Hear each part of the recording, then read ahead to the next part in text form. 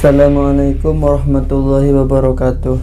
Sahabat mistis, dalam kesempatan kali ini saya Ilyas akan menceritakan seorang yang hampir menumbalkan anaknya pada sesosok makhluk astral dari Gunung Tampomas, Sumedang.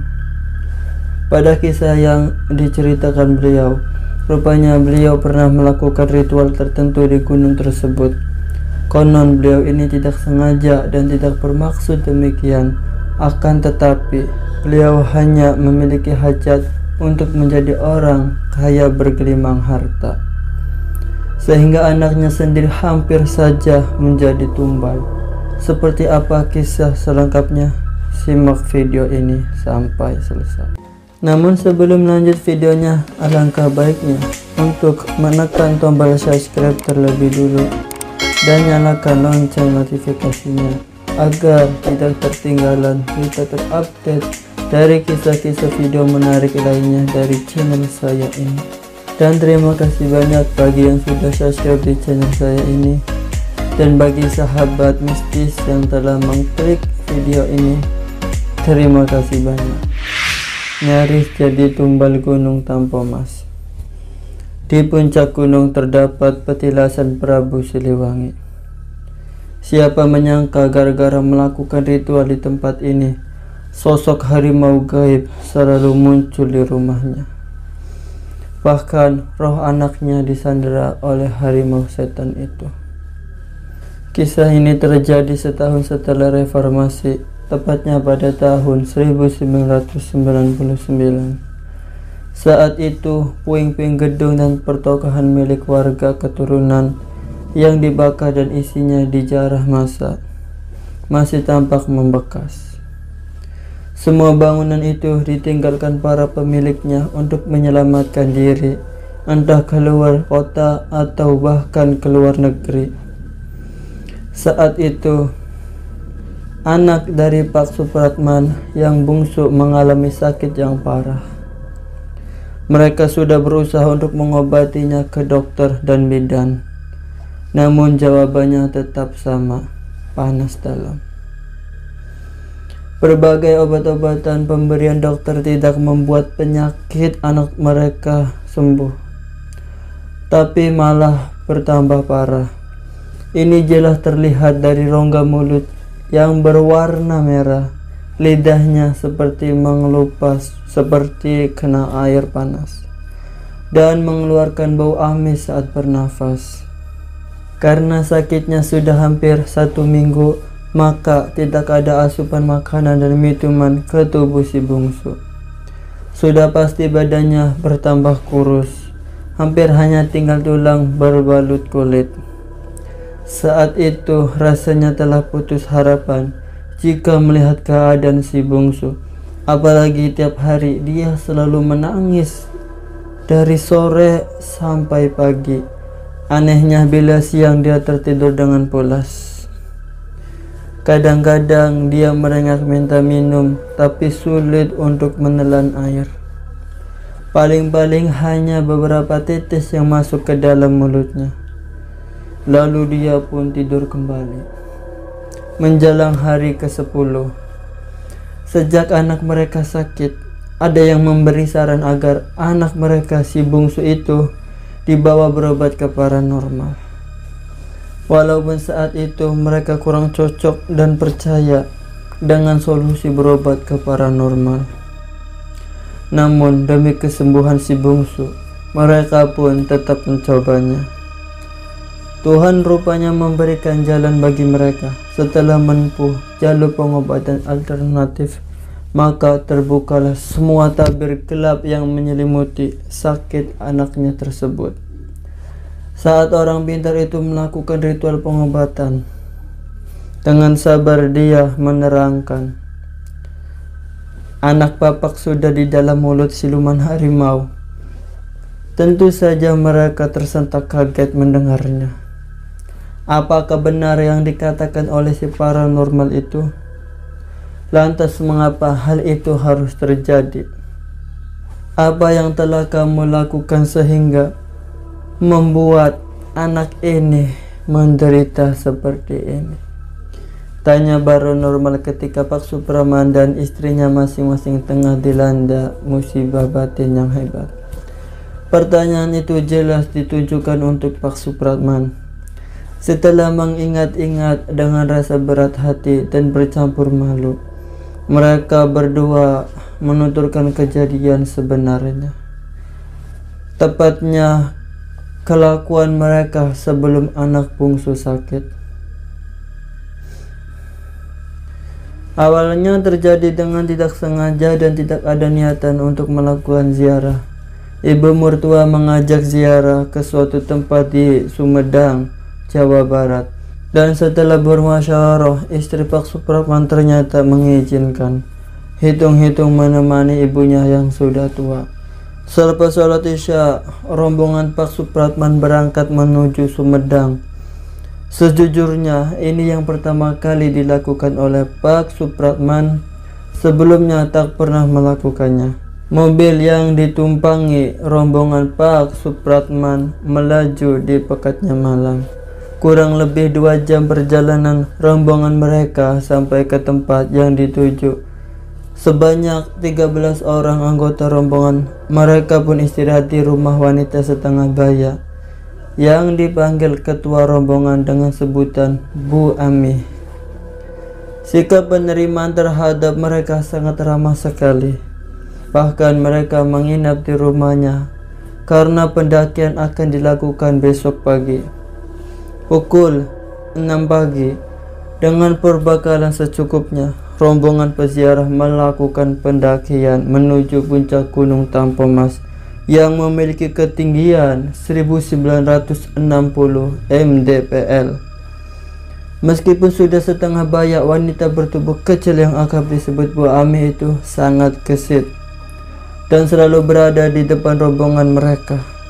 Barangkali karena Bu Ami memang sudah terbiasa dengan pekerjaannya sebagai penunjuk jalan dan juga kuncen petilasan yang ada di puncak Gunung Tampomas itu. Pada awalnya perjalanan memang lancar-lancar saja. Jalan setapak yang mereka lewati masih sedikit datar dan rombongan masih berkelompok saling bercanda di antara ibu-ibu dan bapak-bapak. Mereka semua baru terasa kepayahan setelah 1 jam perjalanan. Ketika itu peserta rombongan sudah mulai tercecer di belakang, terutama ibu-ibu. Untuk yang kelelahan ada kedua rombongan yang bertindak sebagai penyambut di belakang, sehingga tak perlu khawatir tersesat atau tertinggal begitu saja. Memasuki waktu tempuh 3 jam lamanya, rombongan sampai di pintu gerbang pertama. Yang dimaksud pintu gerbang ini hanyalah berupa batu sebesar rumah sebesar 21 meter persegi yang dililit akar-akar pohon besar secara alami. Di bawah batu ini rombongan bersila dan kuncen Bu Ami melakukan ritual minta izin kepada penjaga pintu agar diberi keselamatan di dalam perjalanan menuju puncak Gunung Tampomas. Kurang lebih 15 menit melakukan ritual, rombongan melanjutkan perjalanan lebih menanjak lagi dengan pohon-pohon berukuran raksasa dan akar-akarnya yang menjuntai. Ditambah rimbunya dedaunan yang menghalangi sinar matahari mencapai tanah, dan tanah pun basah saat dipijak. Lintah-lintah menempel pada batang pohon, kadang ada yang menempel di kaki, menimbulkan kepanikan terutama bagi ibu-ibu. Sekitar 6 jam perjalanan, rombongan sampai di pintu gerbang kedua. Akan tetapi, terlebih dahulu rombongan harus mendaki dengan kemiringan hampir 90 derajat yang tingginya hampir 30 meter ke atas. Lokasi ini biasa disebut dengan Sangyang Tikoro. Kuncen Bu Ami menerangkan kepada rombongan peziarah perihal tempat pendakian yang akan dilaluinya, dan berpesan agar mereka waspada dan lebih hati-hati lagi. Setelah dengan susah payah menaklukkan Sangyang Tikoro, rombongan sampai di gerbang kedua. Seperti gerbang pertama, di gerbang kedua pun nampak sebongkah batu besar yang kokoh dililit akar. Mereka mengadakan ritual kembali seperti di gerbang pertama. Lalu rombongan melanjutkan perjalanan kaki sekitar 2 jam perjalanan dari Sangyang Tikoro. Rombongan sampai di puncak Gunung Tampomas tepat pukul jam 5 sore. Mereka pun istirahat sejenak di tempat yang disebut Paseban. Apa yang disebut ini adalah tanah lapang sebesar lapangan voli yang di tengahnya ada batu megalitik persegi 4 setinggi 1 meter. Akan tetapi tujuan pokok rombongan peziarah bukan di sini, melainkan di petilasan Prabu Siliwangi yang letaknya agak sedikit menurun dari Paseban. Kuncen Bu Amih menyuruh mereka melanjutkan kembali perjalanan. Kira-kira 20 menit rombongan sampai di tempat yang dikelilingi batu persegi 4 yang tersusun sedemikian rupa. Rupanya batu tersusun ini fungsinya sebagai tembok pembatas antara tempat petilasan dengan rimbunnya hutan di sekelilingnya. Luas petilasan hanya kira-kira seukuran lapangan bulu tangkis.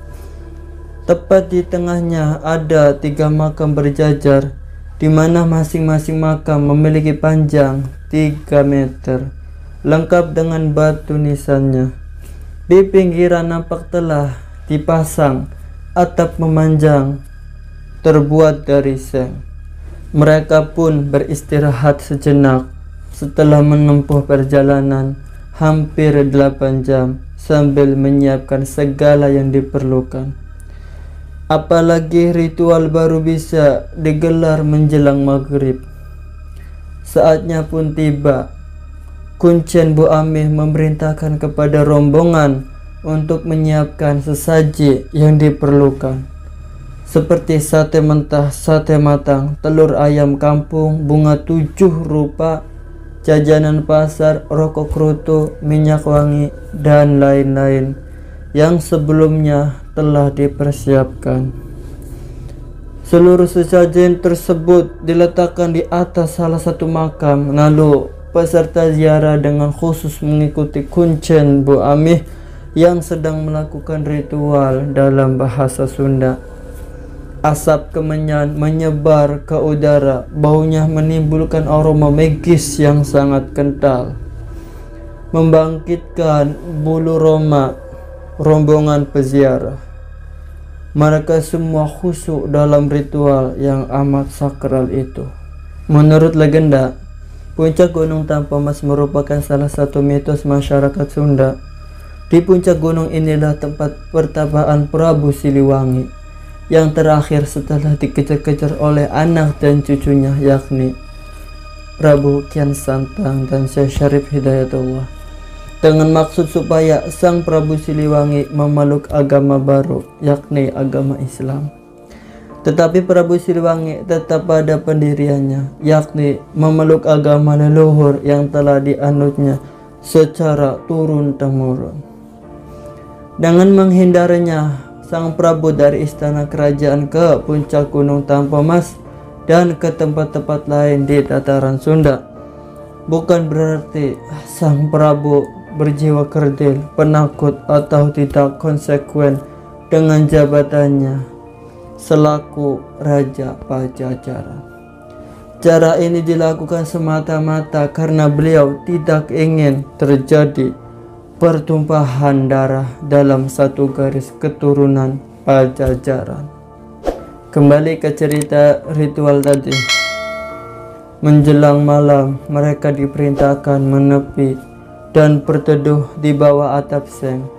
Mereka juga dilarang untuk menyalakan api sebagai alat penerangnya. Keadaan sekeliling gelap gulita, sunyi senyap, hening mencekam. Begitu senyapnya hingga suara hembusan nafas pun dapat terdengar dengan jelas. Walaupun keadaan gelap, rupanya penglihatan mereka diusahakan memperhatikan sesuatu yang akan terjadi pada sesaji yang diletakkan di atas makam itu. Ya, setelah sekian lama berlalu, mereka semuanya tersentak kaget. Entah bagaimana, dari rimbunnya semak belukar mereka melihat muncul sepasang cahaya kemerahan yang semakin mendekat ke arah makam.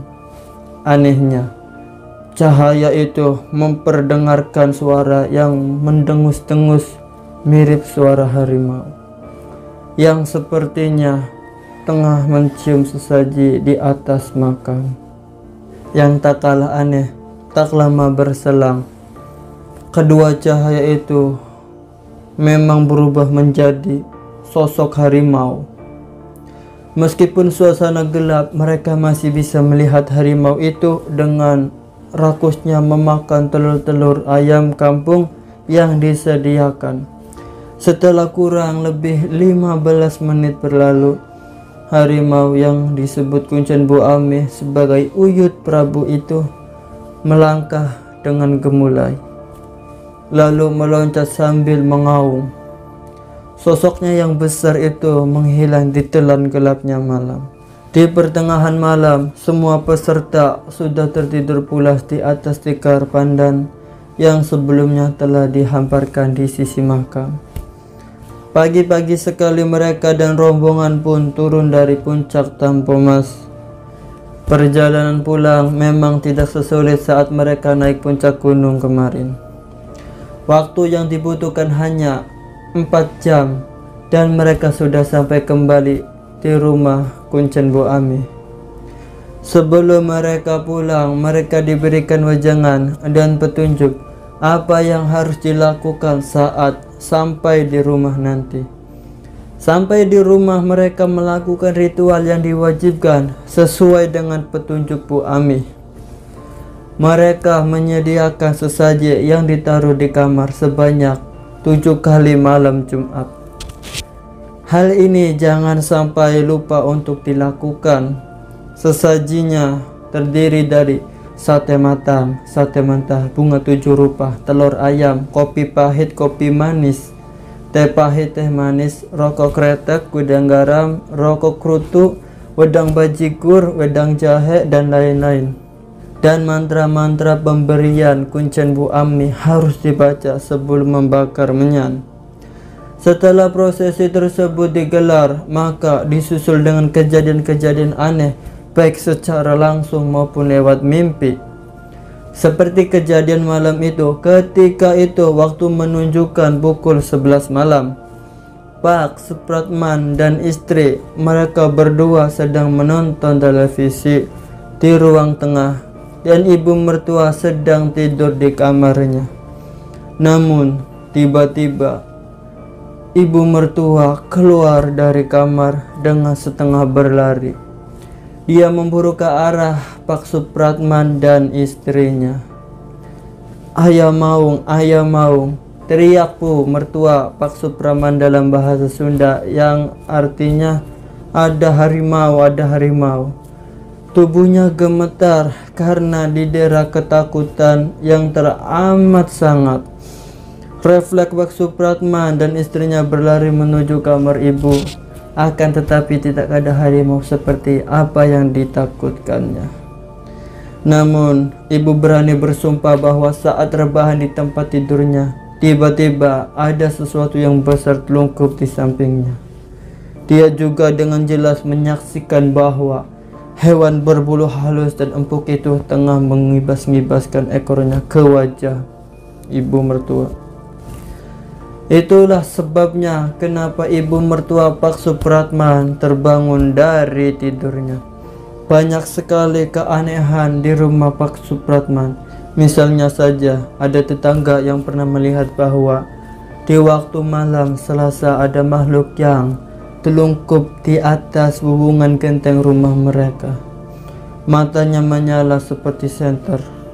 Mereka yakini itu adalah seekor harimau. Banyak lagi kejadian yang berlangsung selepas kepulangan mereka dari Gunung Tampomas. Puncak dari keanehan itu ialah anak bungsu Pak Supratman sakit parah dan susah diobati. Mereka sangat menghargai kebesaran leluhur masyarakat Sunda dengan Sang Prabu Siliwangi sebagai raja yang adil dan bijaksana. Akan tetapi Mereka juga percaya bahwa Tuhan pencipta makhluk sebangsa jin dan iblis yang tidak pernah berhenti menggoda manusia sampai hari kiamat. Orang pintar itu menyarankan agar mereka bertindak cepat untuk menyelamatkan anak bungsu. Dia memberi kepada Pak Supratman tumbal penolak bala.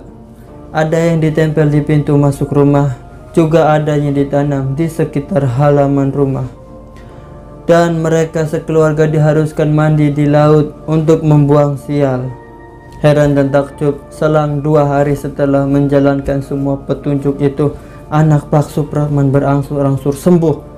Padahal obatnya cuma sebotol air mineral yang diberi jampi-jampi oleh paranormal tersebut.